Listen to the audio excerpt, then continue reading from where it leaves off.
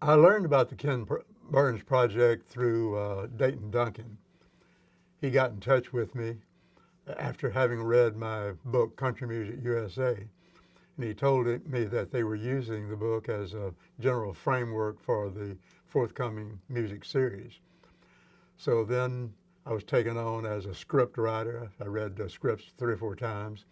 And then in 2014, I went to New York and was interviewed for about 3.5 or 4 hours by Dayton Duncan himself.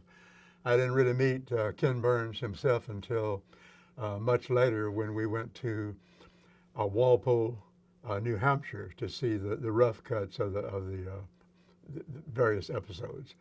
We were there about 3 or 4 days, and we saw all 16 hours of it. Our job was to suggest cutbacks. You know, it was a little bit too long for public television.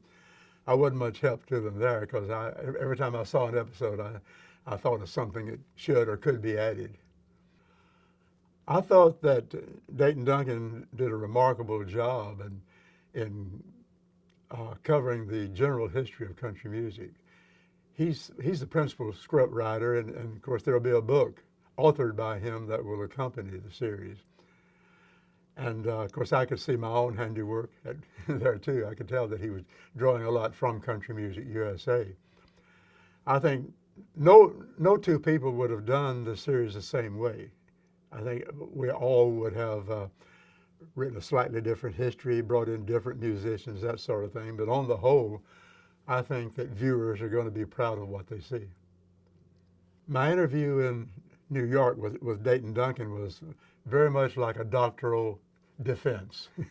That's what it reminded both Bobby and me of. You know, it was like I was sitting there for 3 hours being quizzed over my qualifications to be a history professor.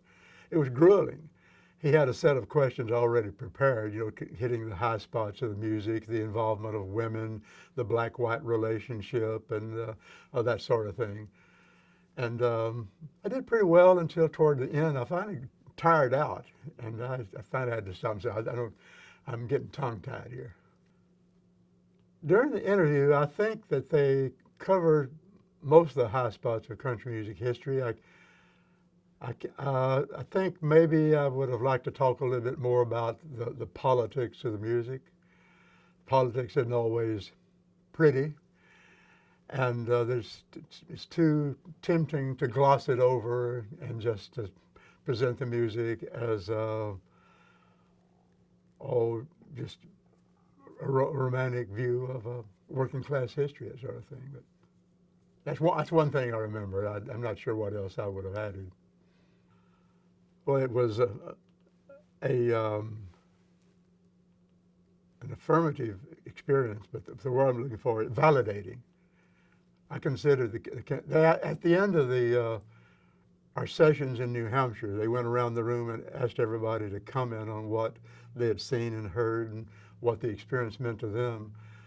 And I have to confess that I just broke down and cried, you know, because it was a validating experience for my life work and for my lifetime love of country music. You know, I remembered my earliest experience with it, hearing my mother sing the old songs at home before we got our Philco battery radio in 1939. Of course, anytime I talk about Mama, there's always a danger that I'm going to break down.